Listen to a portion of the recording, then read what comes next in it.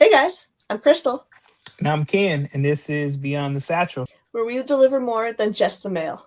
Beyond the satchel, beyond the job, I'm done with my rounds. Now I'm heading for the battlegrounds. Beyond the satchel, let's take our stand. Scream our battle cry, and echo it across the land. Hey. You gonna introduce it, or are you gonna come in, or Ken? Oh my, come on, Crystal, you supposed to do this. You usually do it. I'm waiting for Oh, you. I'm sorry. Hang on, I'll restart. No. We rolling with the punches. Let's Oh, go. I okay. mean, we could It's flip All a on the right. coin. You yeah. guys want to flip a coin? I mean, I don't know how it I, goes I over there. always I always let Crystal go first. We argue for the first 5 minutes of the show anyway. So, but Traditionally, it is ladies first. I mean, I'm just saying. yeah. So Okay. so go ahead, Crystal. All right. Thanks, Mike. Alrighty, guys, we got a very special guest on today, and I will let him go ahead and introduce himself. Hey, everyone. This is Mike Caref, the National Business Agent in Region 3, State of Illinois. And I'm here to answer questions about this campaign for president that I have. You guys want to know, like, my whole bio and all that? I mean, you could summarize it up. I read Quick. it. It's a pretty hefty. So Yeah, so I've been a letter carrier since 1994. I'm one of the few people on the executive. I'm the only person on the executive council, but one of the few letter carrier staff that works for the union to go back and carry my route. I have a route, Route 16 and 22nd Street Station in Chicago. It's not no juice. It's not no retirement route, but it gives me a chance to kind of get a feel for what's going on out there and have that letter carrier experience along with everybody else that's out there, obviously doing that every day. We're a union of letter carriers, and I'm a letter carrier, and I've always been the type of person that's present on the workroom floor and with my brothers and sisters as we go through the trials and tribulations of life. I've been working full time for the union since 2010, the early part of 2010, really 2009. I was on one of those joint processes. So they take you off your route and you're working on that. And then I became the vice president in Branch 11, Chicago in January of 2010. And I became the national business agent, elected against what they would call the national ticket. They come up with these like, vote for these people kind of thing. And I wasn't on the official list, but I still got elected by the members here in Region 3 in Illinois in December. Well, the installation was December of 2014, and I've been the national business agent ever since then, which puts me on the executive council of the union, which I've been a member of since then as well. okay, right. I think that was the bio. I don't know. Well, I mean, you kind of summarize it up, so that's a good thing. So, many of my fellow carriers, brothers and sisters, have asked me because they see you come in our office plenty of times, and they hear me call you or say something to you. It's like, hey, why is he not running with a group of on a slate? Could you explain to the viewers why? Is there a reason behind that?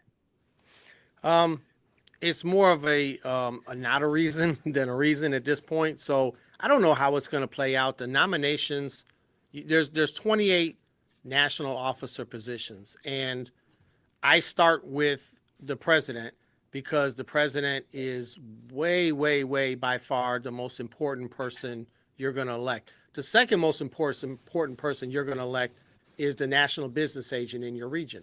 The national business agent in your region is the person that, for you as a letter carrier that works within that geographic area, that person is going to set the standard for the communication with the branches, with all the stewards, the training, how you guys are going to approach grievances, how you're going to deal with management, all of the nuts and bolts of the job, the organizing of the new letter carriers into the union, all of that is overseen by the business agent. And so it's a very important decision that every member is going to make as who they want as their national business agent in that region.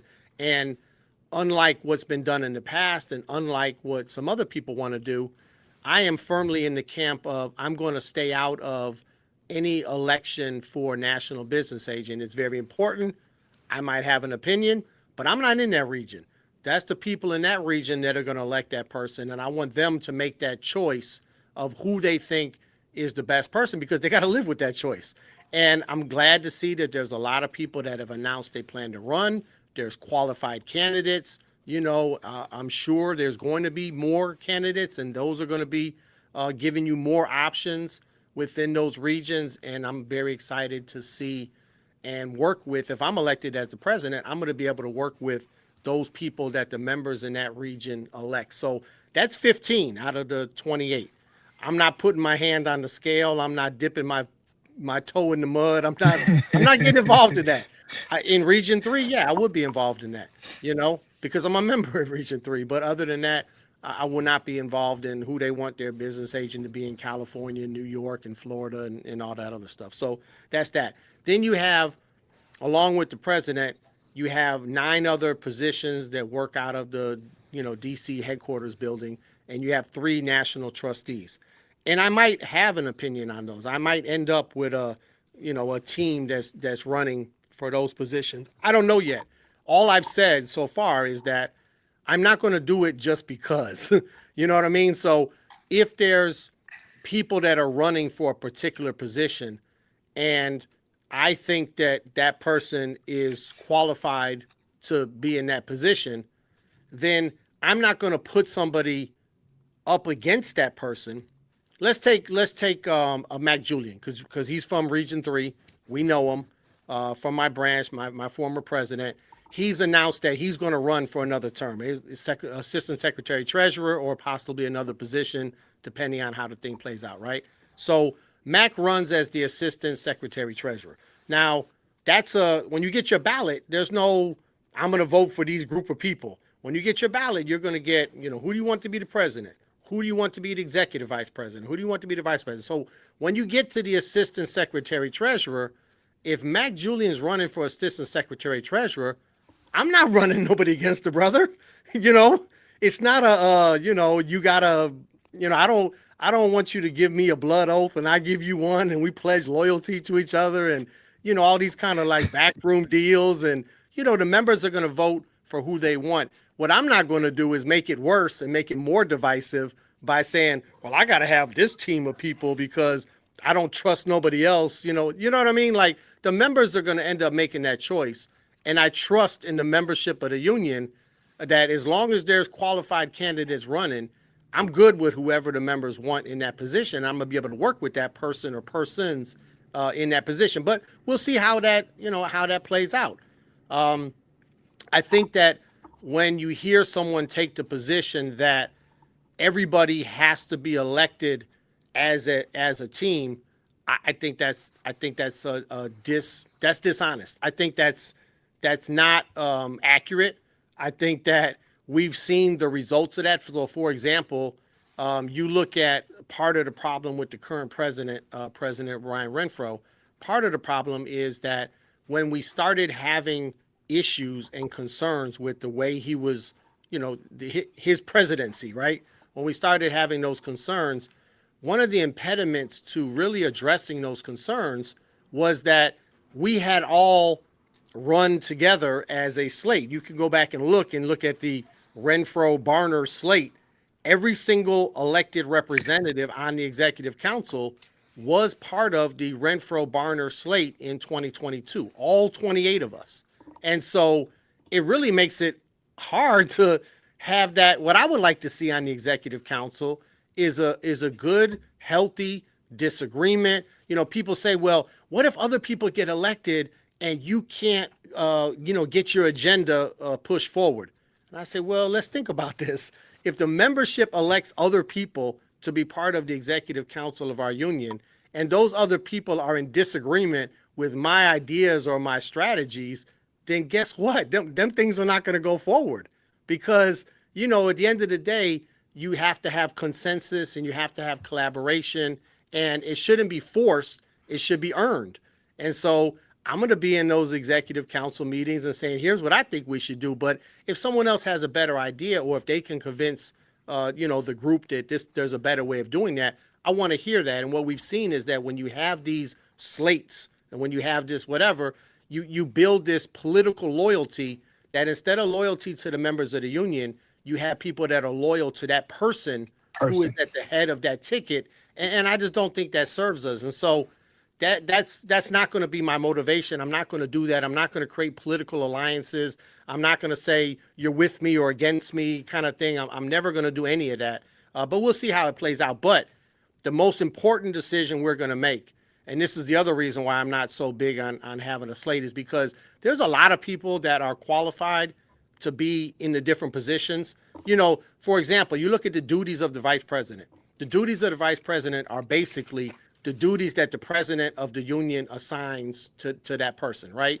And so who should be the vice president? Well, there's probably any number of people that could be qualified to be the vice president because the duties are not even defined. So you say, you know, who's a person who's passionate about the union, who's skilled, who can speak in front of a group, who can, you know, come up with a game plan of how we're going to approach grievances nationally or whatever those duties are.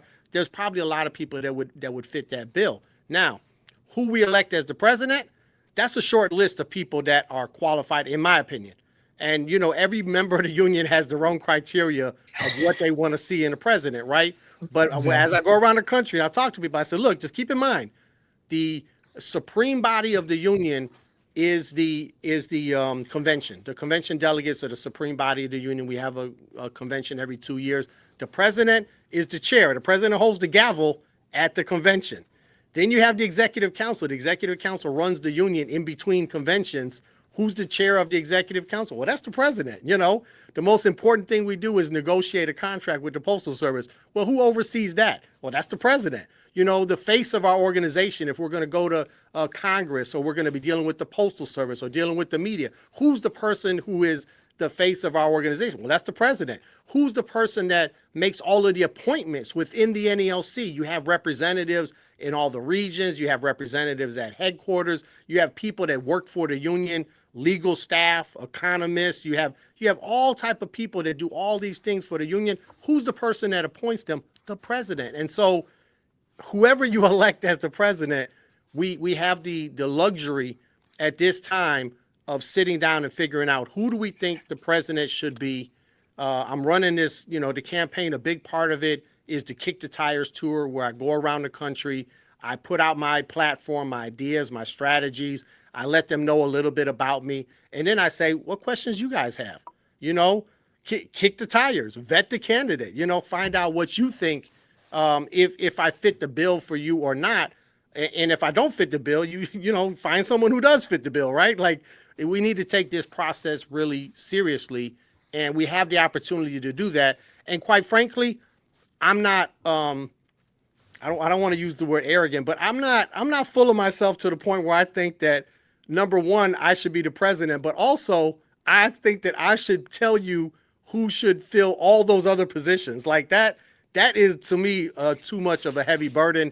It's humbling enough. It's enough of a task just to sit down and say, man, I think I might be able to do a good job as the president of the union, because that is a big burden. But I want the members to pick the rest of the representatives, and I'm going to work with those people who the members pick. I feel more comfortable doing that than saying, I'm going to tell you guys who should be the president and who should be your representative in all those other 27 positions. I'm not comfortable with that. So I know there's a long answer, but that's the full answer. Well, I mean, you got down in detail, and hopefully everybody that's listening to this understood where you was coming from with that, because the union is supposed to work together, also have disagreements, because within disagreements comes out a better answer than the first thing that came to mind. I agree. And so, like you said, if you selected a whole bunch of people, like, hey, I'm not going against Mike. We want somebody that we elect that's gonna be open to, hey, you fucked up. This not right. Um, and not scared to lose their duties that they have. So, because we all work for the members. Yep. We work for the members and not for ourselves. So, and that's a key point, because the president already appoints, it's probably like 100 positions, maybe even more. But all of the people in the regional offices are appointed by the president. the people that work at our headquarters in DC appointed by the president. So you have this long list of people that are appointed by the president. Do we really need to appoint the, people on the executive council too? Nah, let the members pick those people, and they're going to be free to, like you said, express themselves and to really fill that role to the maximum extent, because that role that they got, they earned that because they got the support of the members in their region or the members around the country. That's much more powerful. You're really able to accomplish a lot more when you have that support behind you versus me saying, well, I'm going to be the president and I'm going to tell you guys who should be in those positions. Really, that weakens us as a union, and those people are not going to be able to exercise their full authority within those positions if that's our setup. And like I said, we've seen that. We've seen Right. that. We believe that there's people that should have and could have really made a stand with some of the things that President Renfro has done as the president, but they haven't done so. And you're like, well, is part of this like politics? That, you know what I mean? Like that comes into the equation when really it shouldn't. It should just be about, what's in the best interest of the union and the members of the union. That's it. Exactly. Because as of now, I look at social media, I look at different platforms, and I can see the union's in turmoil right now. And one of the questions I'm going to ask you, if elected as president, what do you think you can bring to the table or get out there to our members, our brothers and sisters, that hey, we're going to fix this, we're going to figure it out, we're going to do what we got to do to be that strong union again and make a statement like the Wildcat strike in the 70s. Even though we can't strike, but you get the gist of what I'm saying. No, and I appreciate the question because I don't think everyone recognizes the crisis that we're in right now. And part of dealing with that crisis is I think you have to have unity within the union and trust and confidence. And so when we have this situation right now where we need to address, for example, the threats of privatization. We need to address the whole economic situation of the Postal Service because we're not getting in the same revenue because first class mail volume is dropping, and that's a monopoly. And we don't have a monopoly on parcels, and parcel volume has leveled off, and in some places it's even dropped, depending on the circumstances. And so you have the business model of the Postal Service, and then you have our contract, right? And how do we get to a better contract? It's not an easy thing, especially when we look at, we definitely were in a better position in 2023, as far as the leverage and as far as we had just worked through the pandemic and some other things, and some other unions had gotten good contracts around that time. And anyway, there was a lot of factors in our favor that are probably not in our favor now. And so how do we get a good contract this time when we couldn't get one last time? I mean, that's not going to be an easy task at all, no matter who the president is. And dealing with the future of the Postal Service, legislation coming our way, they're always trying to take away our retirement benefits and things that we've earned and fought for over the years.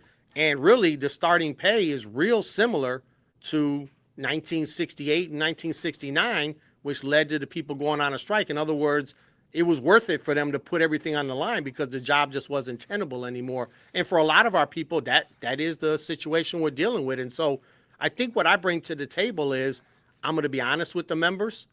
I'm going to work with everybody and be collaborative or whatever. And I'm going to build up a union that people can feel confident in, and people are going to want to participate in, and people are going to want to stand with, versus right now we have a problem. People say, I don't want to stand with that guy. He's a liar. He doesn't tell us the truth. Like that kills a union, If you think your Exactly. president is not telling you the truth, that kills it, Like how do you stand with that person? How do you feel that passion and that energy that's going to be required in order for us to get over these big hurdles and these big mountains that are in front of us? And then the other thing I think I bring to the table is that I've always had a good process of listening to people and taking a collaborative approach to any challenge and problem that we have. So like I mentioned the contract thing. Well, how do we get where we need to be with the contract? It's a big problem. So you first of all, you sit down with people, you communicate, you tell them everything that you know, you give them information and say, hey, read this, and then we're going to discuss it at our meeting on Friday, kind of thing. And so you go through a process of a collaborative kind of intelligent approach to each problem that we have, and you bring as many people in as possible. You utilize the people that have certain strengths. I mean, certain people are really good with the contract. Certain people are really good with arbitration if we end up going in front of a neutral arbitrator. And so you utilize all of the people that you have as resources and members of the union. And I think that that's a skill that I think I have, is that I'm very good with seating. If someone is smarter than me or better than me in a certain area, I say, well, what do you think? Oh, we're going to do it that way. Okay, that's fine. Let's talk about it. Let's discuss it. Let's figure out what the best way forward is. And then when we do go forward, now everyone is confident in the discussions that took place, where we say, okay, we all had our say. We all talked about it. We all, we're going to now put our best foot forward, and we're all going to do that because now we have confidence in the process. You look at, as an example, the process that the president used in contract negotiations 2023 and 2024, it was the complete opposite of that. Didn't utilize the feedback from people, was not honest, was not transparent, not telling us what's going on, and really not utilizing the resource of all of those people that are very smart that the members have elected in these different positions. And so I think I can do a better job with that as well. And we'll see. And I hopefully, if I am elected as the president, you guys will still let me know, hey, this ain't right. This is not helpful. This is not the direction we want to go in. And we're going to have those debates and those discussions. And then we're going to move forward as a union based on that. Oh, because Region 3 is gonna get up in you if you Hey, man, mess up. and you guys know I'm not always right. And I don't need to always be right. I want us to be right, Right. I want us to put our best foot forward. I want us to get the best results as a union and for our members. And obviously I'm very passionate. I have my opinions and that kind of thing, but so does everyone else. And Exactly. there's, we work best and we're going to accomplish the most when we're all in it together. So just creating that type of atmosphere where people feel comfortable and they can participate, and we have that unity and we have that collaborative approach, I think that makes all the difference in the world. I think that changes you from a union that is kind of, not knowing what it's doing and defensive, and that, to a union that is out there handling business and moving the membership forward. I think that's the difference. So, what was that question, Crystal? I was gonna ask Yeah, Crystal. earlier. What Crystal? Come on. What you got over there? You got I mean, something. I just didn't want to interrupt you two. You're having a great conversation here. But so I know, besides remembering how much you hate the snow when you went back to carry mail, what are some things that you kind of noticed that really somebody in leadership probably would have missed if they hadn't done that? Yeah, so that's great. It only snowed that first day. It was the November the 10th. That's a Yeah, he lot was to lucky. know, though. He Yeah. was lucky. He was lucky. That's Yeah. what Oh, it he was. After he went back, that's when we got hit. Oh, I thought you got to experience that whole Well, big one. we had snow on the ground, I would say, for like 15 days in a row or something. It's just now kind of melting today, probably like 18, 20 days in a row. Yeah. But that started right after Thanksgiving. But when I would deliver the route was like the week of Veterans Day. So it was like November the 10th. I'm trying to look at the website. I don't think they put it up. So I kept like a little diary of all the days, different things happen and things of interest or whatever. And I'm looking to see if they have put it up on the website, but I don't think they put it up on the website yet. A lot of stuff over there on careforprez.org, by the way. Just a little quick Oh, plug. trust me, I'll be on there all the time. Yeah, but hopefully they'll put up the diary of that week. But it's so many things you see, like, so the number one thing for me, and this happens every year when I go back and deliver mail, is somehow you forget. I mean, you don't forget, but you do forget just how physical the job is. And it's like, damn, like I consider myself to be in decent shape. Like I can deliver a route. But when you do that day after day, and the amount of preparation that goes into work, preparing your food, your meals. I had to fill up my water jugs because my station don't have no damn water. your uniforms, cleaning them, ironing them, getting to work, your transportation, working out things with the family. And, there's all these things that just go into it, and all these things you got to remember. And then all throughout the day, it's like, okay, don't forget this, don't forget that, set up the mail here, the relay here, this and that, especially when, like, I'm semi-familiar with my route. I haven't been on there like forever. So, and I haven't been on there in like a year. So I go back, and it's almost like a first day, but then I start remembering things. But, there's so many little details on who lives here and where does, just so many different things. So your mind is working and your body is working. And then I remember, I forget what day it was. One of those days, I just remember getting off and just sitting down and looking at the wall for like a good 30 minutes, like you're just exhausted. Like it has taken everything out of you. You're like, I know I'm hungry. I know I should like go to that other room over there and get some food, but just really don't. I can't move. I can't get there right now. Maybe in a few minutes. So that's one thing you just and you think about, and then you see things with the job, of course, that have changed. But the main thing for me is always like, how is it possible? And I don't know if you guys know this, but a starting career clerk makes $2.35 more than a starting career letter carrier. And that is insane. Are you kidding me? And I wish I had a package right now. I could show you what they do. Yeah. I mean, they're inside. They're not dealing with the elements. They're not dealing with the rain and the wind and the cold and the snow. They're not dealing with the customers. They don't have to put on the uniform. They're not the face of the organization. They're not getting stuck up at gunpoint. They're not on their feet all day like we are. It's just, here's the other thing. There's so many like dangers with the job. Like when the week I was delivering mail, there was people, and it didn't come to my station, thankfully, but in different stations in Chicago, they were coming on the dock and even into the back of the post office to steal the mail, like to, trays of mail. And I guess they're looking for credit cards or checks or whatever. But, that danger is always inherent because we carry things of value, not just the arrow keys, but the things in the mail, the parcels themselves, all this stuff is of value. And so you constantly have to be on high alert, looking around. They got us starting later, which is less safe, because you're out in the cold longer and the dark longer in the wintertime. And in the summertime, you're out in the heat longer, So you just kind of factor all this in. And you're like, damn, how come the contract doesn't reflect, the work? I remember working during the pandemic and they called us essential.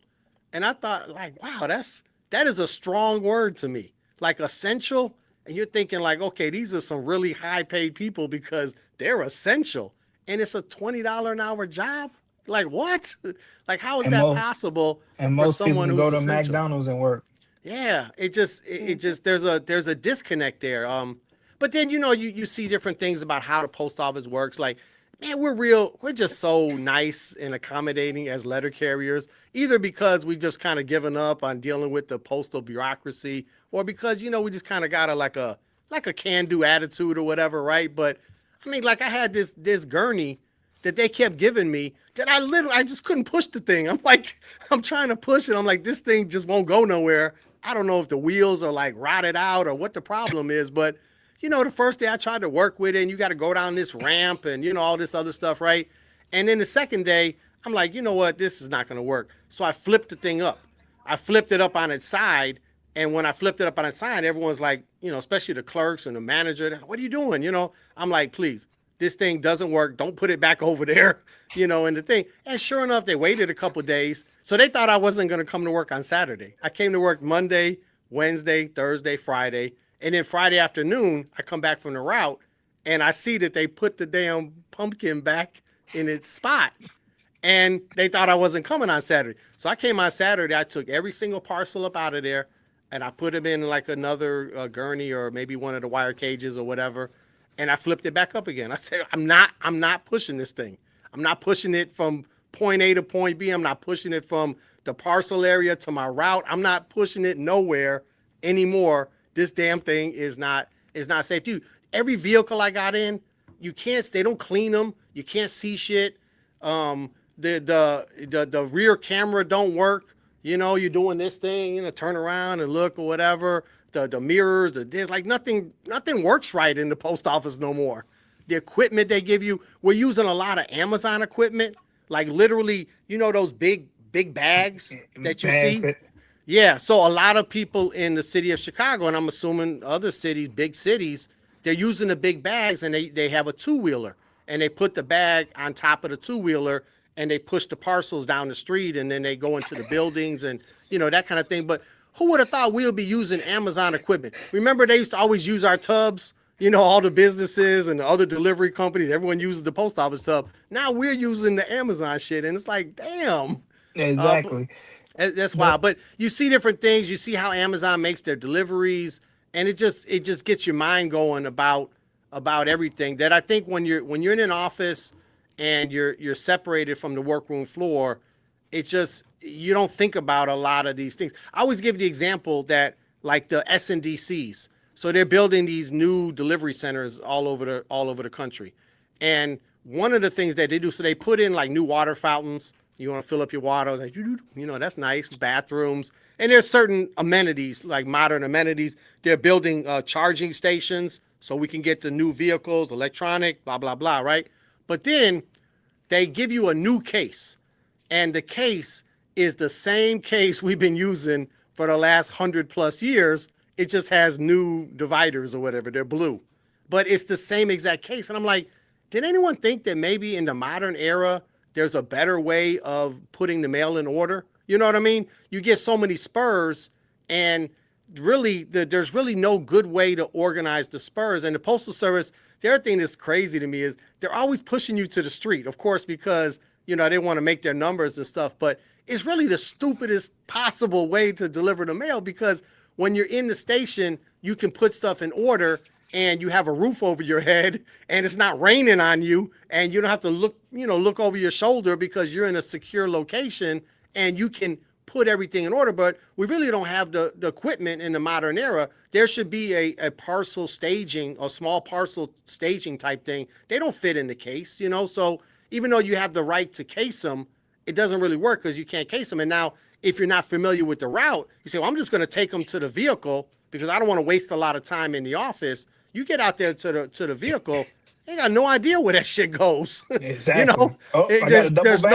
There's no way to sort all that stuff, So anyway, it just seemed like if you're going to build a new facility and give everyone a brand new case, why don't you modernize the thing and make it so it's more efficient and take the opinions of the actual letter carrier. Yep. Not just this been working. Obviously, it's not working. And I done heard stories of routes getting taken out of offices due to the fact that they don't care. So it's other situations in that. But you mentioned that we was using Amazon equipment, and it's funny. Sunday I go to church out there in George Street in Chicago. Oh, okay. And so we was heading back on Belmont. We're coming down Belmont, and I see a ProMaster like halfway on the curve, and the guy he's pushing his cart and has a string with the box, with the Amazon box, pulling all his packages like a sled. And, yes, and I couldn't do nothing but laugh. I was like, "You got to be serious." I used to pull a sled like in the wintertime. Yeah. In Chicago we use a cart because the deliveries are so dense. Like you would have to break that thing up and drive around and look for parking. It's just really no way of doing it. But the cart, it allows you to put like 4 to 6 satchels on the cart. But in the snow, it's really hard to push the cart or pull the cart we normally do. So you get yourself one of them big like sleds. I got a few of them. And then you put your satchels or your tubs in there, and then you pull it down. Pull them down. Yeah, I do that a few times. I sat there. I was telling my wife. I said, I don't think I could deliver in Chicago. You get used to it.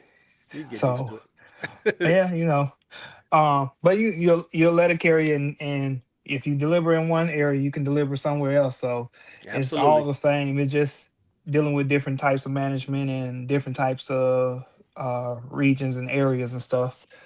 You mentioned something about carriers getting held up at gunpoint, which our podcast, we call it Beyond the Satchel, but it's all dealing with the politics and stuff too as well. So when you hear the Protect Our Letter Carrier Act, what does that bill mean to you? Um, it And what in I'm sorry, and what it's a two-part question. So let me go ahead for you can go ahead and answer the whole entire thing. because then I'm gonna talk So for like an hour. So go ahead. when you hear that bill, and if elected president, what can you do? What will you do to the push us to get more acquainted with the politics and getting them on our side more than it doesn't matter if they're Republican, Democrat, or Independent. Um, we elect them just like our members elect us. We want them to work for us as well. So, what could you do to get us more involved with them? Yeah. So the first part, I what I think about the Protect Our Letter Carriers Act is that it has some very substantial things in there that would be helpful to us, helpful to our safety out there in the street. But it also has something, it's some things that are not included in there. And so, like for example, I talked about the start times. It would be safer if we could start earlier. And you probably can't do that through legislation. That would probably have to be contract negotiations. But if you're having a discussion about carrier safety, I think starting times has to be part of that discussion about carrier safety. As far as the legislation, there's something in there that's not in there, and it's purposefully not in there because the Postal Service doesn't want it in there, and that is to have postal police out there on the street protecting us or being a liaison to the local police force. And to me, I think that's significant. And I think that a lot of carriers have issues out there on the street. And I don't know what everyone's experience has been with the Postal Inspection Service, but if I have an issue with a customer out there, yes, I can call the Postal Inspection Service or the supervisor can. But my experience has been they don't give a shit about us. That's been my experience. And a postal police department, they got their own union too. And the postal police have always shown what I've seen care and concern for the letter carrier out there. But the Postal Service implemented a policy a few years ago that the postal police can only protect the real property of the Postal Service and not the real letter carriers that are out there on the street. And so before that, they would come out there, they'd be a liaison to the local police force. They could go knock on a door and let a customer know, where the law was at and where the line was, and keep them kind of on the straight and narrow and stuff like that. I think there's a lot of things they could do for us now. It may not be the end all be all, and the Protect Our Letter Carriers Act does have funding to, make electronic, the arrow key system, which is going to cost a lot of money to turn that system over. So that funding is very important. I'm glad that's in there. It talks about prosecution, and funding for prosecution for the U.S. Attorney's Office, because right now, even there's very few of the people that are sticking us up that are getting actually caught. Some of them that are getting caught, they're not prosecuting them. They're not utilizing the federal prosecution system. And then also the crime, we want it to be, which is in the law, the Protect Our Letter Carriers Act, is that the crime would be similar to if you were to assault a police officer or someone like that, because the letter carrier in uniform, that should be elevated. It should mean something. Hands off the damn letter carrier. Leave us alone. Let us do our job. That kind of thing. So I like a lot of things in the Protect Our Letter Carriers Act, but I would like to see some of those other safety things that are not in there because the post office doesn't want them in there. The post Exactly. office doesn't want to have the expense of having more police officers, right? And so to me, and this goes to the second part of your question, how do we accomplish our legislative goals better? And we've seen mixed results over the past few years with legislation. Yes, we got the Postal Reform Act passed in 2022. Mainly benefits the Postal Service itself, but of course we're employees, so benefit the Postal Service benefits us, but it's not directly, for us. We did get the Retirement Fairness Act passed, which for our people that were in civil service, they were being offset their retirement, and we got that passed, and so that was a big, big thing. That was a big win. But of course, that wasn't just for letter carriers. That was all federal workers and anyone that was under the civil service retirement plan. So that was kind of in conjunction with other organizations and stuff like that. On the law side, you see where employees that began after 2014 as a career employee are paying 4.4% into their FERS annuity versus 0.8% before that. 3.6% more coming out of your check every single pay period is a significant loss that we took. Of course, when you're injured, all other federal workers are covered right away, but postal workers, they carved out and said, no, the first 3 days you can't get continuation of pay, first 3 days after the injury. That was something that we lost legislatively. All the other federal workers have what they call parental leave, maternity leave or whatever, 12 paid weeks per year. We get Zippo as far as paid family leave. And so they took us out of that bill. So those are on the loss column. And so the question is, how can we be more successful with our legislation, particularly, the things that are paramount to us, and particularly things that, would help and affect letter carriers the most. And I think the answer is in the fact that we are everywhere in this country. And if you do the math on it, there's 435 congressional districts. We have an average of 500 and sometimes even more than 1,000 members in every single congressional district. And I want to mobilize our members. And I want our members to be very active with their congressperson and that local office. And like you alluded to, Ken, I don't care if you're a Democrat or a Republican or whatever. Look, someone or someones or hundreds of us in that district voted for that person, and we want that person to represent our interests when we can clearly define, here's what our interests are. Are you with us? Or are you against us? And now we got this political fund, right? And what are we using the political fund for? Mostly now we use it to gain influence in Washington, D.C. And we have a pretty good lobbying program in Washington, D.C., and there's value in that. But the problem with that is you're never going to raise enough money. There are, we whatever we raise, there's people that have that money in their pocket right now. You know what I mean? Like, exactly. You're not gonna outspend these people. Our strength is in the number of members that we have, our affiliation with the rest of the labor movement, our affiliation with the communities that we work in, and just the density and the fact that we have members in every single congressional district in America. That's our strength. But it's really poorly organized within the union. And it should be a much tighter group of congressional liaisons to each office, the members that live in that congressional district. And like I say, identifying who's our friend and who's not our friend. And if you're not our friend, and we're not going to vote for you. And we're going to organize everyone else to not vote for you. And we're going to vote for somebody else. And so I would take our letter carrier political fund monies and we wouldn't be spreading it out all over the country. We're going to take those specific races where we've identified someone who just refuses to be our friend. And when we have a chance to get somebody else in there that can be our friend, that's where we're going to put our money to. And we're going to put an exorbitant amount of money. Your money from Illinois might have to go to Florida or Texas or wherever, where we have that chance to put in somebody who's going to support the letter carriers versus someone who's in there right now who's not supporting the letter carriers. So, you got to work out the details. And like I said, I'm really good with working with people. The state associations are the ones that head up our legislative and political program. So we got, that structure is in place. You got to work with that structure. You got to make sure that you have connections between the national headquarters, the regional offices, the state associations, the branches, the members in that district, the legislative, the liaisons, what do they call them, the LICLs, the LCCLs, within. So all of that's got to be coordinated, and all of that, everyone's got to be on the same page and, kind of rowing together and all of that type of stuff. But it requires a lot of organization. But I think we could do a lot more, and it would lead to much better results as far as getting our legislation passed in Congress. Exactly.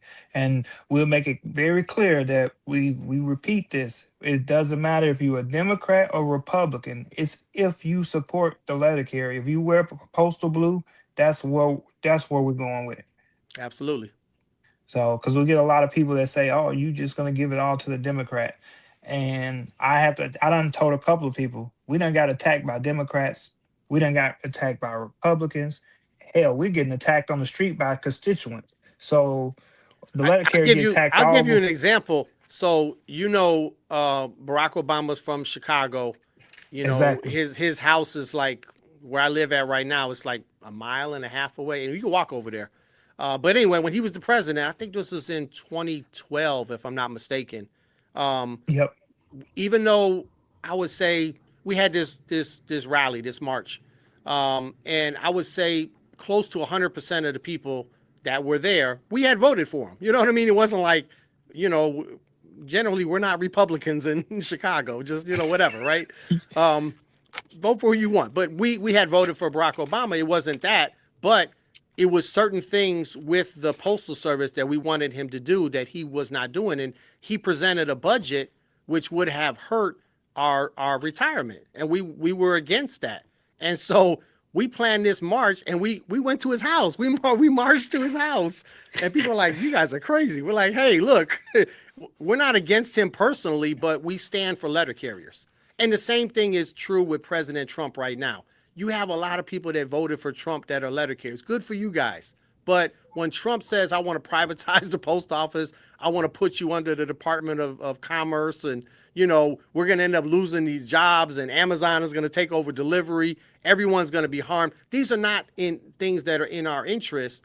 And so those people that voted for Trump, same thing. They need to stand up to him and say, we voted for you, but this is not in our interest, and we need you to take these positions that are in favor of what's in the interest of the letter carriers, not against the interest of the letter carriers.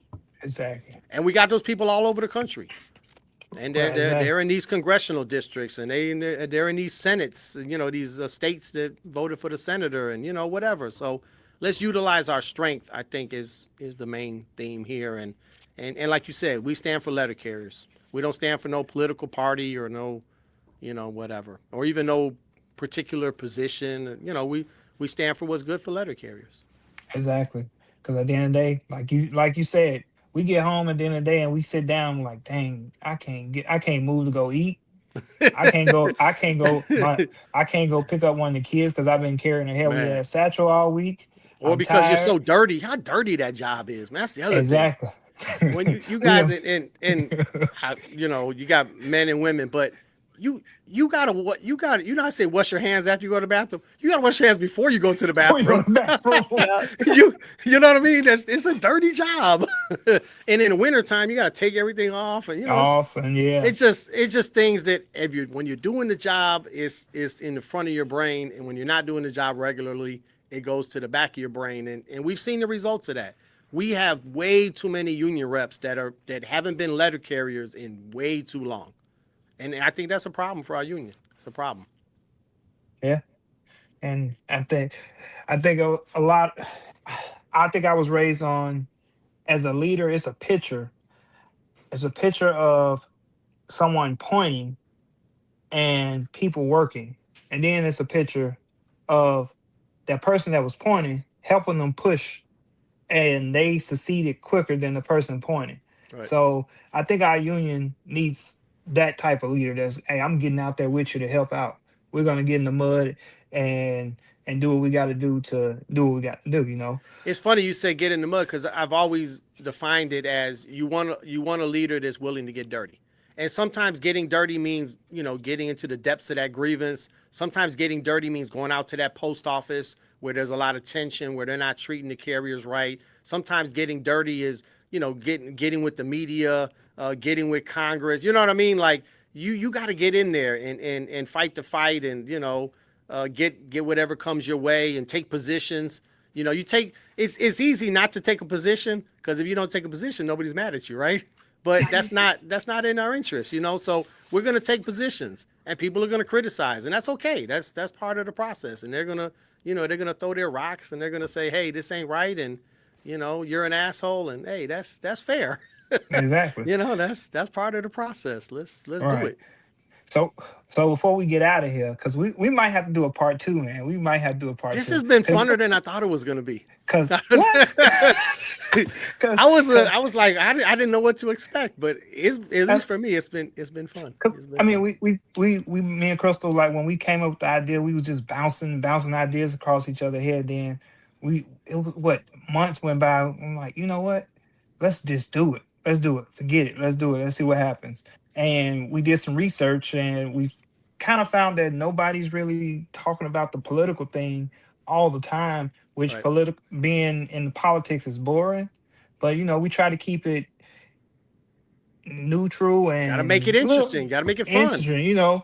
Um, so we're gonna have, and it was we want to be neutral basically with everything, and we want to get the word out there to letter carriers, and we also want to get it out there to the public because we're fighting as letter carriers. What if we can get the public on our side to help fight this with us? I think we can really put up a real good fight with things because people love their letter carriers. I know my people love me. They know when And I'm not even at I work. think that's 100% true. Well, they love their regular carrier. I would really love to get to the part where everybody who represents the postal service, every letter carrier feels the same love. But unfortunately, what we see is that the regular letter carrier is loved, but the substitute, the person that not always as loved. So that I think that's a problem. The other problem we have is that the leadership in the postal service doesn't give a shit about service, and we've seen the results of that. Is that we went from it was like 90%. Like during the pandemic or right after the pandemic, our approval rating was like close to 90% or maybe even over 90%. It's down to like 58%, I think it is on the last survey that they did. And it's like, wow. And the postal service doesn't have any, there's no criteria for letter carriers coming in, and some of the people they don't have dedication to the service or whatever. And you're like, well, you ain't paying them shit, so Yeah, and Right. you treat them poorly, so that's you get what you pay for, right? So exactly. there's a lot of problems out there, a lot of things to talk about. I think I think the Amazon thing is something that we're not talking about enough, and we haven't done enough, in my opinion, to try to organize the Amazon delivery drivers. That's one. But two, go after Amazon for their business model. Like, why is Amazon allowed access, for example, to people's porches where they can make delivery?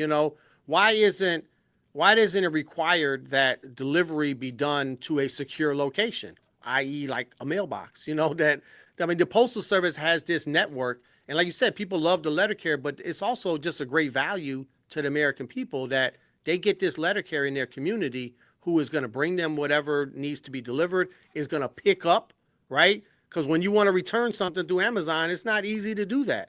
But you want to return something with the postal service, you just hand it to the letter carrier, leave it outside, whatever. We're out there in every single community at least 6 days a week. And then the added benefit, we're looking out for the kids, we're looking out for the elderly, so many things we do, heroes and things we do out there in the community to help people out, bring in the groceries, whatever. There's all type of things Exactly. that we're doing out there that's free. The American people, it's a government service that they're not paying for with their tax money. You're like, wow, that's a great value.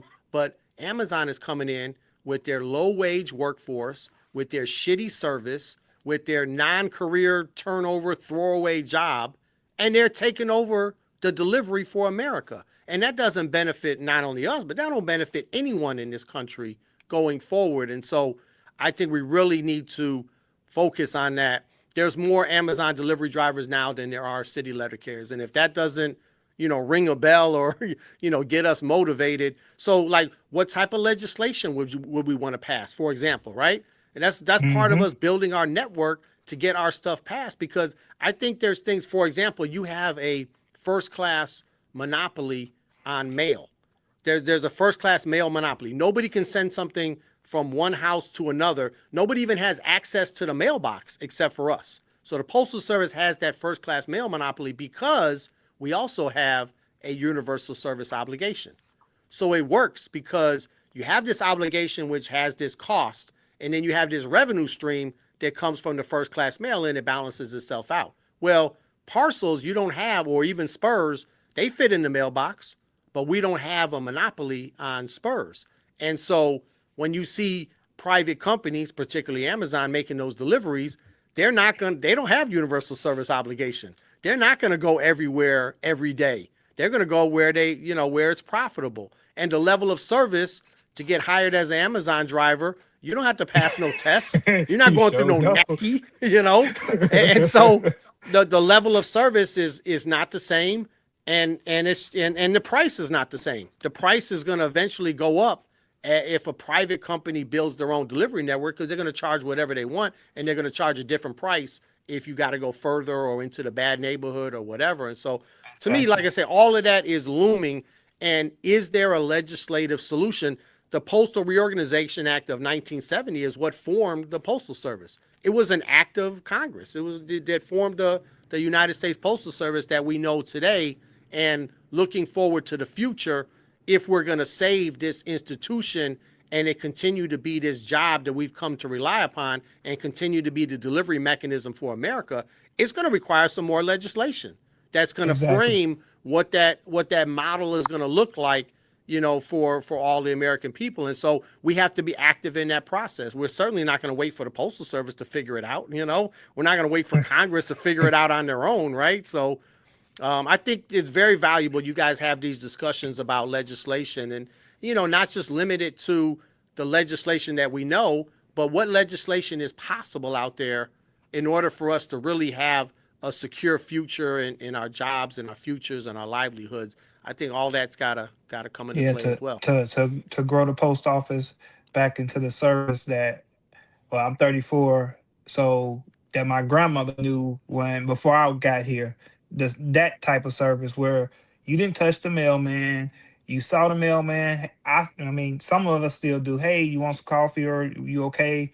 Um, and you mentioned stopping to throw the garbage out for the elderly, watching the kids cross the street, making sure they okay when they ain't no crossing guard there, being the eyes of the ears community. And most career letter carriers starting pay as of now is probably like $26-$25 an hour, and we do more than the guy dropping the fries at McDonald's. And Absolutely. so, and we have to deal with a whole bunch of stuff. You got letters that's stressed out, that's quitting. You got full-time career carriers that's quitting because they don't, the pay is not good. The harassment, the requirements that they're pushing out in the office. This 5 minute office time at the PM, It's crazy. or the hour that, oh, you clock in, you got to be out in an hour. And you've been in our office before. They hate when I hit the intercom go off and I look at my watch, and soon they say, hey, you should guys be out the office. I walk over there, I say, so you pushing this hour? Okay, don't worry about it. I walk away. They know what that, when I say don't worry about it, they know I'm about to file a grievance or something like that. Right. Yep. So I know what that means and too. yep. So I'm not, and and a lot of us are union stewards, so we carry mail and we deal with the bullshit that management gives our brothers and sisters out there. So we all, as letter carriers, want the post office to succeed. And you mentioned also we're not going to wait on the post office. And going into that, how would you fix the backlog of like arbitrations that's step B decisions that's waiting, arbitration? Oh, man, How would I thought we were wrapping this thing up. Okay. we could wrap. Hey, it got good. Yeah, we could talk all night at this point. I mean, I believe that might be accurate. So I mean, after this question, we'll wrap it up, and we're gonna schedule a part 2. I might sneak one more in there if you guys are okay with that. Okay. Let me try to give you guys the short answer with the grievance procedure. When you negotiate the contract, you negotiate the Article 15 provisions, which cover the grievance procedure. And if it was left up to the Postal Service, they would just take Article 15 out of the contract, right? And they would say, whatever we do, good luck, right? You would have no provision to address whatever they did. The grievance procedure is 100% for us. And so when you get into contract negotiations, you have to come out on the other end with a contract that ensures that you have a functional grievance procedure. And the biggest mistake we made of a million mistakes we made in the last round of contract negotiations is we saw the grievance procedure breaking down and we didn't do anything about it. And my fear is we're not going to do anything about it this time either. And when that happens, it really renders the terms of the contract useless because you don't have a clear and concise method to enforce the terms of the contract. You got to have that. And so it's up for debate, like what those terms should be and what it should look like and how do you enforce it. There's a lot of good ideas out there and ways of getting there, but you got to start with the premise that I am not signing a contract until that contract has an effective grievance procedure, because without an effective grievance procedure, the contract doesn't mean anything. So that's the short answer I can give you. Okay. What you got, Crystal? All right. So I want to know, what, in your opinion, do you think separates you the most from the CLC as far as what you stand for? Well, the number one thing is that I have a very detailed platform. They do not. You know, the CLC is a group of people running for office, and there's, you know, a lot of those decisions are going to be made by the people in that particular region or whatever. Like, you know, different candidates will rise and fall, and some will win, some will lose, that kind of thing. The idea of the CLC as one entity is like, okay, what are your principles? What is your platform? What do you stand for?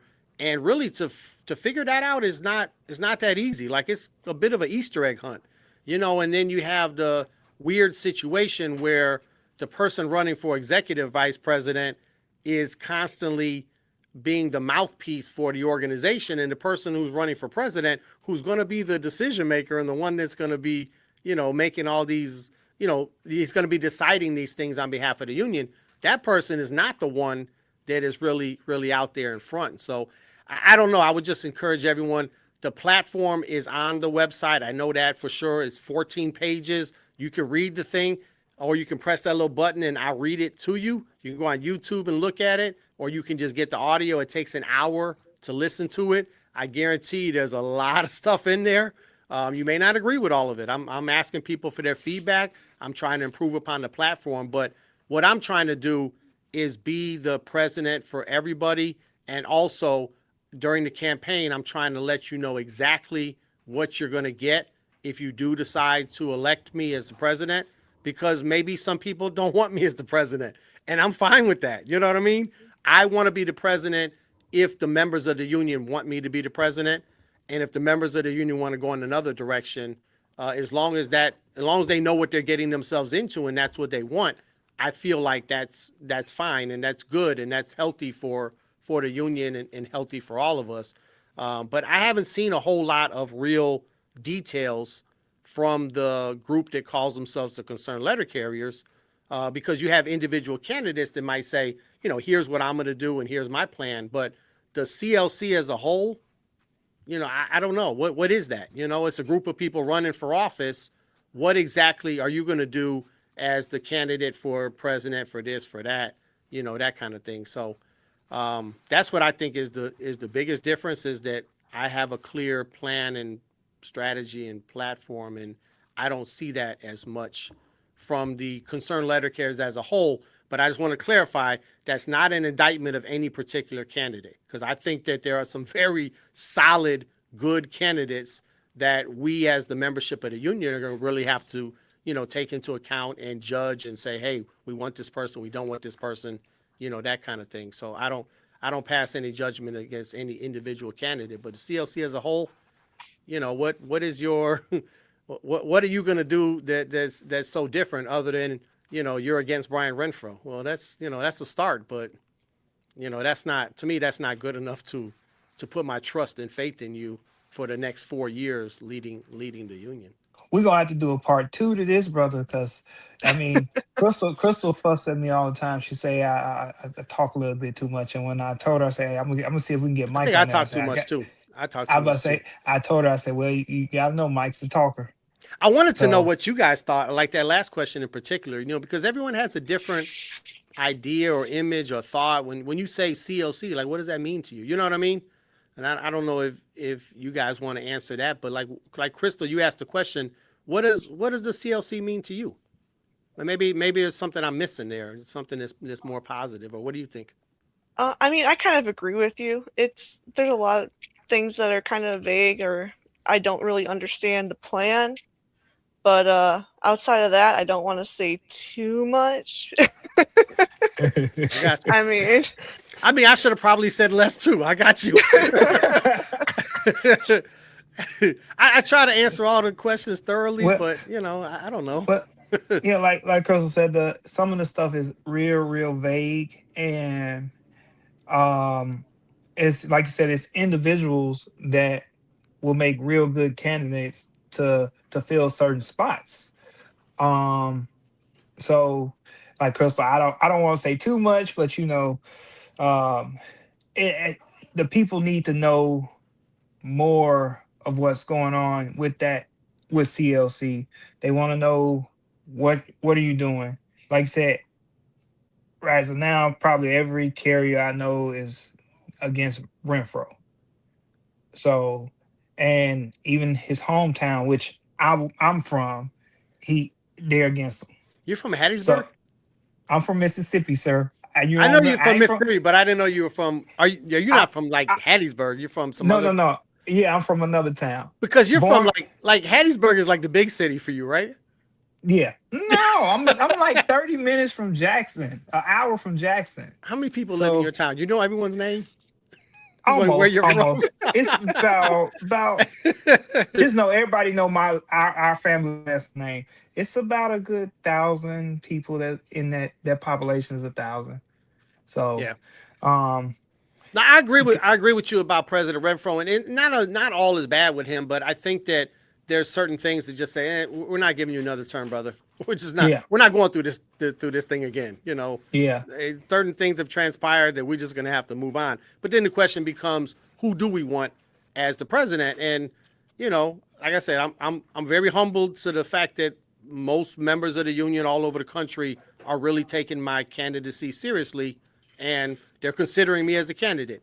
We don't have Yeah, no because polls or nothing. I don't know who's ahead and whatever, but I know that I'm doing everything I can to present what my plan and agenda and who I am. We do the show once a week, might drop Mondays, and part of that is just letting people get to know me. Going around the exactly. country on the tour, and and then when it comes time to vote, people are going to make the decision on what they Well, want, and I want them to make an informed decision. well, I can tell you this. When me and the kids and the wife travel, we was in Detroit in October. I had my Region 3 hat on, and Okay. we was in Walmart, and they said, "Oh, you out there with Mike?" And I Yeah. looked, I'm like, dang, Mike been out here or something.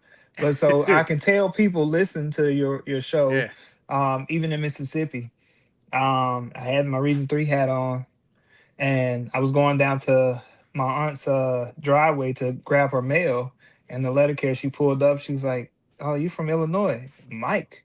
And Oh wow. so you're out there. You're out there. So It has what been a you? little crazy as far as I remember. I forget where I was. I was standing in line like to go eat or something. It was at a meeting or something, and I was talking to the person in front of me, and the person behind me couldn't see me.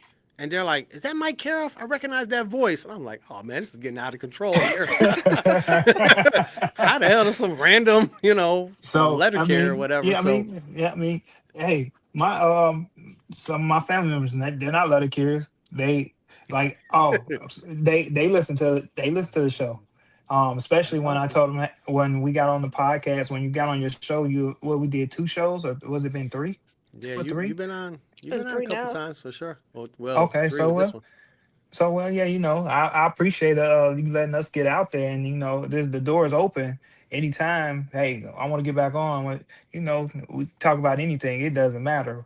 We just like we our discussions are for the letter carriers, trying to get the politicians on board, trying to get the public on board, and activate the members where they ready to let's go, let's get in the mud, let's do what we got to do to make the postal service great and give us a livable wage instead of a diet cola, instead of oh I you know I gotta go get a second job after I get off from working 13 hours.